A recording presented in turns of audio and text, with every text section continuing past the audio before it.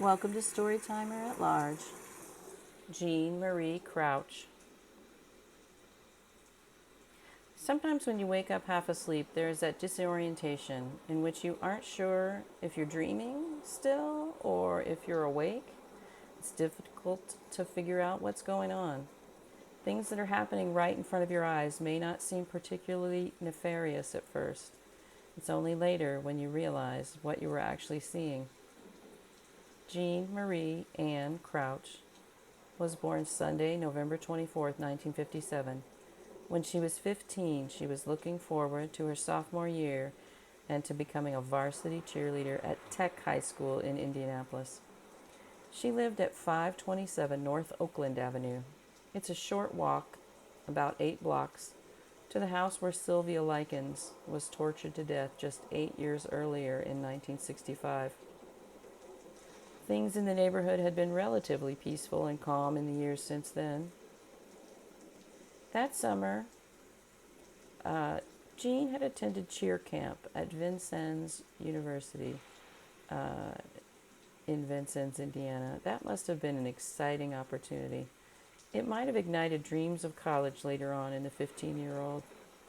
Jean lived with her mom and her 2 brothers. Her older sister was married. Her father lived in Anderson, Indiana. On Wednesday, the 1st of August, 1973, someone stood outside Jean's bedroom window early in the morning before dawn and hooted like an owl. Jean woke up and went outside to see who it was. She didn't even think it was a dangerous situation. What in her life would have prepared her for that thought? She probably thought it was a friend. She was described as friendly and a girl with a $1 million personality. I don't think she ever would have dreamed in a million years that anyone would wish her harm. Her mother, Mildred, heard the hooting too. She heard Jean get up and walk through the house to the back door. She looked out her window to see Jean and a man that she thought was about 6 feet tall. He stepped out of the shadows and put his hand on Jean's back and led her away. Mildred stepped outside and called after her daughter, but the man and Jean disappeared down the alley. Mildred went back inside and hastily dressed and then set out to look for Jean. This neighborhood is one made up of bungalows and 2-story houses. Each 2 streets share an alley behind their houses. Houses on the east side of Oakland share an alley with the west side of Gray. Houses on the east side of Gray share an alley with houses on the west side of Dearborn. A neighbor, Ronald McClintock, at 530 North Gray Street, was awakened around 4 a.m. because his dogs were barking. He looked out and thought he saw 3 tall men walking across his yard toward the Crouch residence. Jean had been wearing a short summer pajama set. In classic victim-blaming style, the newspaper described it as skimpy. It was August in 1973 in humid and hot Indiana. Most people did not have air conditioning as it was far too expensive to run. My family did not bother with air conditioning until the mid-1980s. The pajamas likely were a nightgown style that came to the knees, or baby doll style pajamas with 2 pieces, the shorts and top set. Most people slept with their windows open in the heat, so it definitely wasn't an immodest style, and victim blaming is never acceptable. At least one witness reported hearing screams. Mildred began searching and continued to call out Jean's name. It was dark, and she may have been embarrassed to wake up the neighbors if this turned out to be nothing. There was no answer to her calling out for Jean, and there was no sign of Jean. She went back inside and called David Kennedy's house. David was Jean's boyfriend. Mildred thought maybe the man was David and the 2 were meeting. They had never done anything like that before, but maybe that was what was happening. To her horror, though, David was home. David and his father rushed over to help with the search. I think that might have been who the neighbor saw walking through the yard and that caused the dogs to bark. The confusion and disorientation was replaced then with nauseating panic. Other neighbors and friends came to help. Mildred Crouch suggested they search all the garages down all the nearby alleys. Jean was found at 8:41 a.m. by her own mother behind 530 North Dearborn in a small, cluttered garage. She was nude and had been stabbed 56 times in her chest, back, abdomen, and arms with a screwdriver. She fought for her life.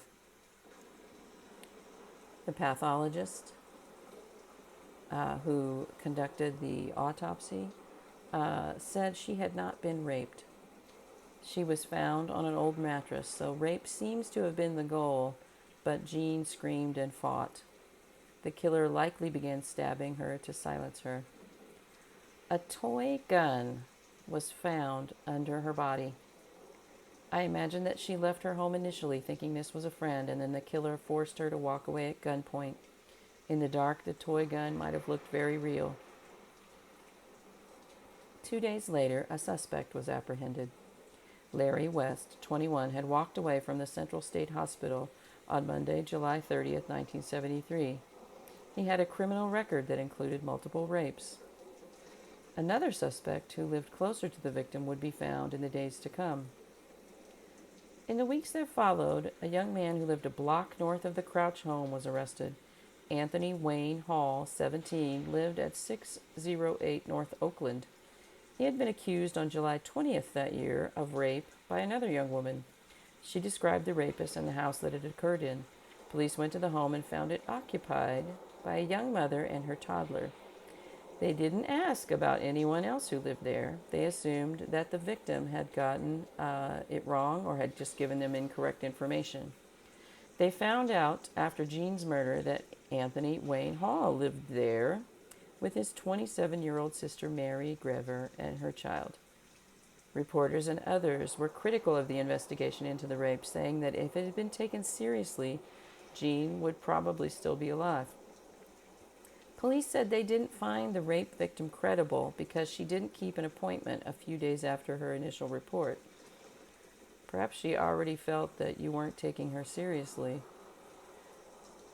The victim told reporters and testified in court that police refused to arrest Hall and only did so after Jean Crouch was murdered. Anthony Wayne Hall was tried as an adult. Bloody clothes and shoes were recovered from his home. The blood matched Jean's blood type. He admitted to killing Jean and to kidnapping and raping the other young woman on July 20th. He was convicted of murder in the second degree in 1975 by a jury of 11 men and 1 woman and was sentenced to life in prison. His attorneys immediately appealed the conviction, and that appeal was successful. His sister was determined not to be his legal guardian. She had agreed to the search of the home and the questioning of Hall, but his conviction was overturned and a new trial was ordered in 1976.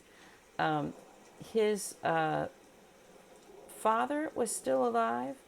His mother was not. His mother had passed away, but his father was still alive, but he hadn't been in the siblings' lives for years, so he was taken care of by his sister, but because his father hadn't given permission for the house to be searched, and his father hadn't given permission for him to be questioned, that proved to be the reason why the conviction was overturned. A new trial was ordered in 1976. He was again found guilty and again sentenced to life in prison. I hadn't found any newspaper reports of that second trial, though. But did he serve out his life sentence? No, he was released in 2018. He moved to Fremont, Nebraska. Did he stay out of trouble? Did he stay on the straight and narrow? No.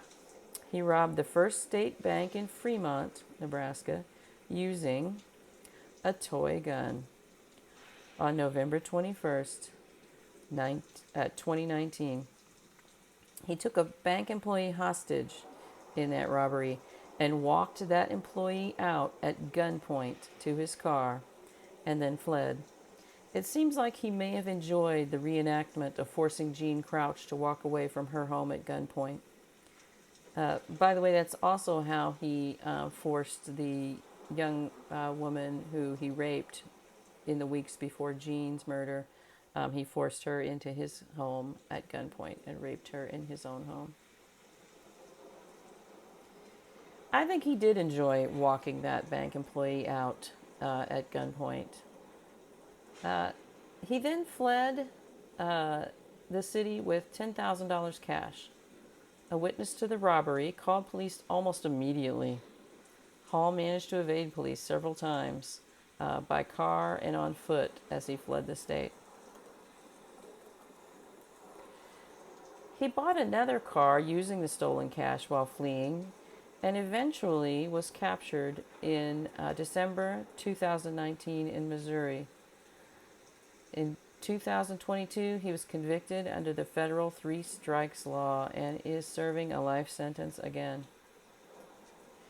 Additionally, in 1973, Mildred Crouch sued Anthony Wayne Hall and the Indianapolis Police Department. And I think that's very brave of her mother, of Jean's mother. Mildred Crouch hired an attorney, a female attorney, Belle T. Choate. They sought $100,000 in damages in 1973. And it wasn't really about the money. It was about bringing attention to the way rape investigations were handled. The suit faced an uphill climb and at least one change of venue. In 1980, an appeals court ruled that police officers cannot be sued. Mildred Crouch and her attorney, Belle T. Choate, chose to appeal. In 1996, it was decided again that police officers could not be sued. I don't think any part of this lawsuit was ever successful, but it kept the story in the newspapers that people were a bit outraged that someone would try to sue the police. And other people were like, yes, absolutely, rape investigations need to change. And people who never, ever thought about rape investigations and never thought about rape as a violent crime and a serious crime that needed to be thoroughly prosecuted.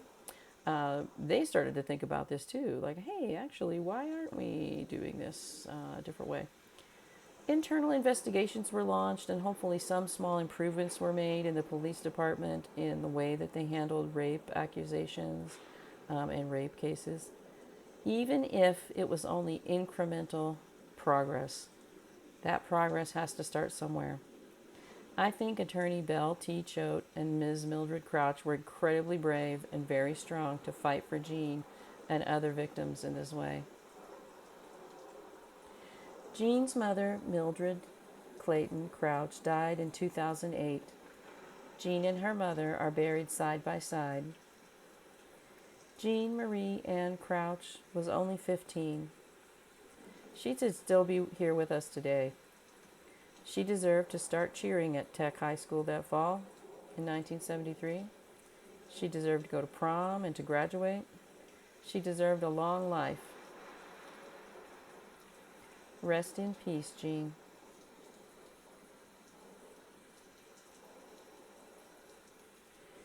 Even though this murder is solved, this is one I wanted to cover because it did a lot to bring people up to speed and put more attention on the way rape cases were handled in the 1970s. And Jean's murder happened in 1973, and by the late 70s, you started to see victims being believed a little bit more, and rape prosecutions actually happening. One in particular, Donald Forrester, who is one of the main suspects in the Burger Chef murders. Donald Forrester was put in prison for life after a particularly vicious abduction, rape, and attempted murder of a woman. And because that woman was able to testify against him, and the state police took her claims seriously and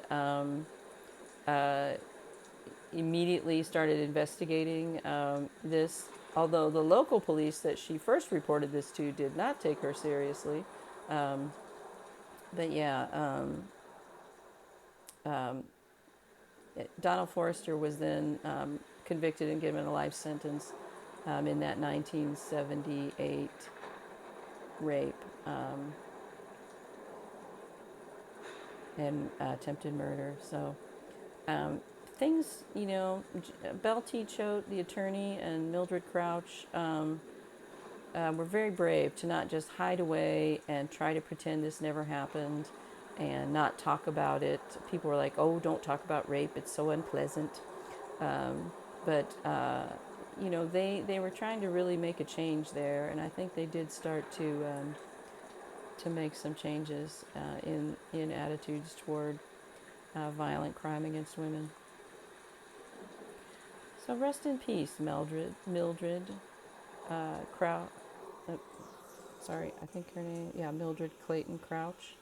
Rest in peace, Mildred Clayton Crouch, and rest in peace, Jean.